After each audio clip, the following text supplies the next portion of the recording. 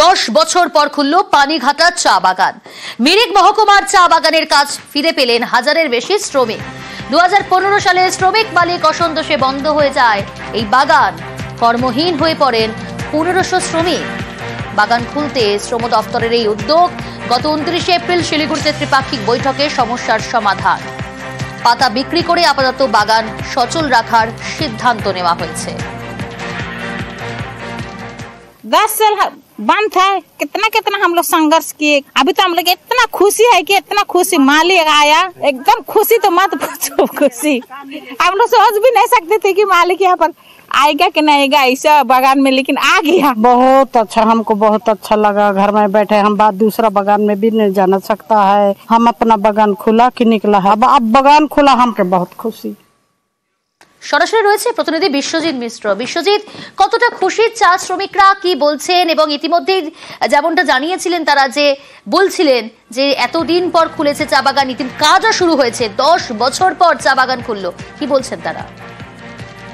দেখো, স্বাভাবিকই কিন্তু চা বাগানের শ্রমিকরা যথেষ্ট খুশি, কারণ এই 10 বছর তাদের বিভিন্ন চা বাগানে ঘুরে বেরোতে হয়েছে মূলত তাদের পেশাকে বাঁচিয়ে রাখার জন্য। আর অবশেষে আজ যখন এই চা বাগান খুলেছে, তাদের কিন্তু নিঃসন্দেহে হাসি তাদের মুখে এবং তাদের বহির প্রকাশে কিন্তু দেখা মিলবে।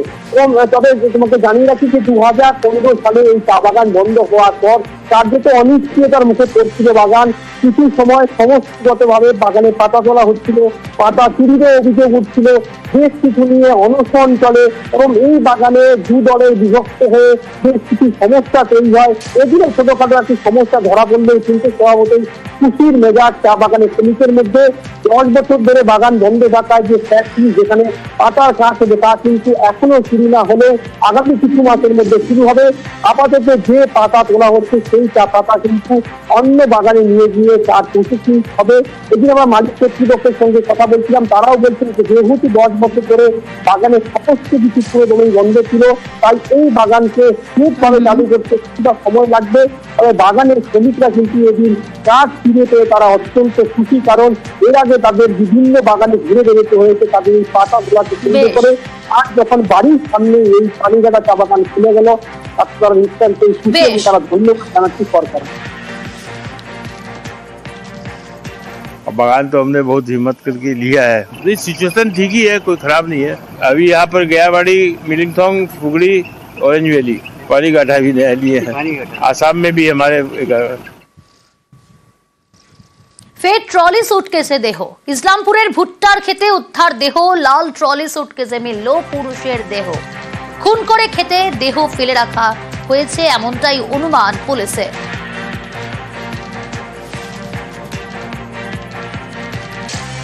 ফের ট্রলি সুটকেসে দেহ। ইসলামপুরে ভুট্টার খেতে উদ্ধার দেহ। সরাসরি রয়েছে প্রতিনিধি চঞ্চল। চঞ্চল, এখনো পর্যন্ত পুলিশ সূত্রে কি কি তথ্য সামনে আসছে?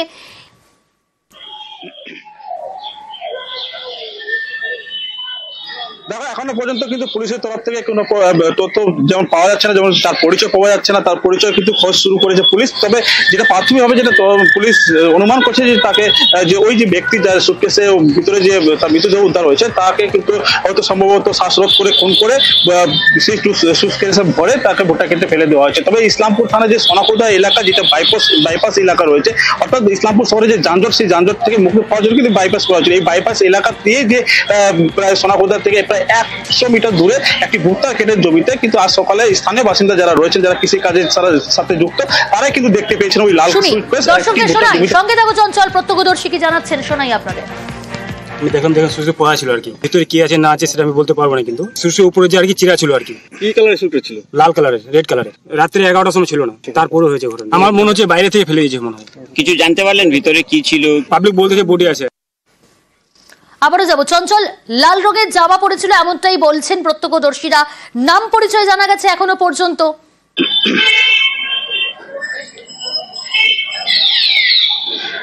দেখো এখনো পর্যন্ত কিন্তু ওই ব্যক্তি পরিচয় পাওয়া যায়নি, তবে পরিচয় পাওয়ার চেষ্টা করছে ইসলামপুর থানা পুলিশ। তবে যে লাল রঙের যে সুটকেসে ভরা ছিল, তবে তার যে দেহ, অর্থাৎ তার দেহ যখন ইসলামপুরে যে ময়নাতদন্তের যে মর্গ রুম রয়েছে সেখানে নিয়ে আসা হয়েছিল, এবং সেখানে যে খোলা হয়েছে, যেটা পুলিশ সূত্রে যেটা জানা যাচ্ছে যে পুরোভাবে মুড়িয়ে দেওয়া হচ্ছে, অর্থাৎ ওই ব্যক্তিকে প্রথমে খুন করা হচ্ছে, শ্বাসরোধ করে খুন করা হয়েছে, এবং পরে তার যে হাড় যেভাবে মুড়ে সুটকেসে ফেলা মানে রেখা হয়েছে, তাতে বোঝা যাচ্ছে যে হাড় ভেঙে তাকে মুড়িয়ে সেই সুটকেসে ভরে দিয়েছে। এতে বোঝা যাচ্ছে যে ওকে প্রথমে শ্বাসরোধ করে খুন করেছে, বাইরে কোথাও থেকে খুন করে নিয়ে আসে সেই লোকালয়ে ফেলে দিয়েছে, যাতে দুষ্কৃতী যারা রয়েছে, যারা এই ঘটনার সাথে জড়িত রয়েছে, তারা যাতে পুলিশের হাতে না আসে, সেই এই সমস্ত তথ্য অর্থাৎ লুকিয়ে রেখেছে। অর্থাৎ সাধারণভাবে আমরা দেখে আসি যে কতদিন আগে খুন, প্রাথমিক কোন অনুমান করতে পারছে পুলিশ? চঞ্চল,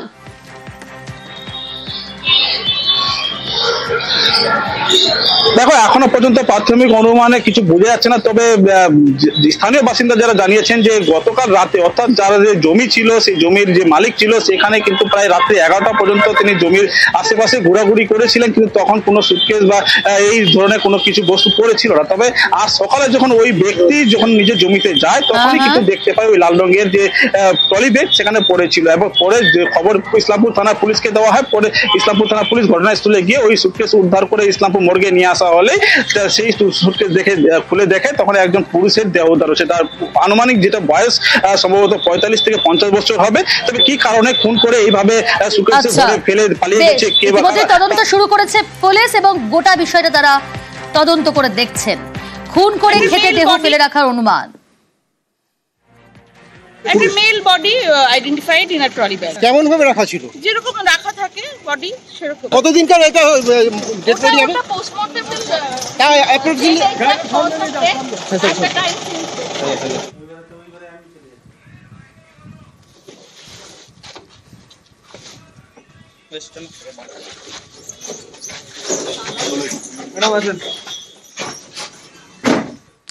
সন্দেশখালীতে থান শাসানে শাহজাহানের শাগরেদদের বিরুদ্ধে জুলুমবাজির অভিযোগ। বিরোধী দলের সমর্থকের বাড়িতে চড়াও হয়ে মারধরের অভিযোগ। বাড়িতে থান পাঠিয়ে শাসানোর হুমকি। অনুপম রয়েছে সরাসরি আমার সঙ্গে। অনুপম, ঠিক কি ঘটনা ঘটেছে, এখন কি পরিস্থিতি, এবং যারা এই ঘটনা বা যে সমস্ত দুষ্কৃতীরা এই ঘটনা বা এই হুমকিগুলো দিচ্ছে, তাদের বিরুদ্ধে কোনো ব্যবস্থা নিয়েছে এখনো পর্যন্ত পুলিশ?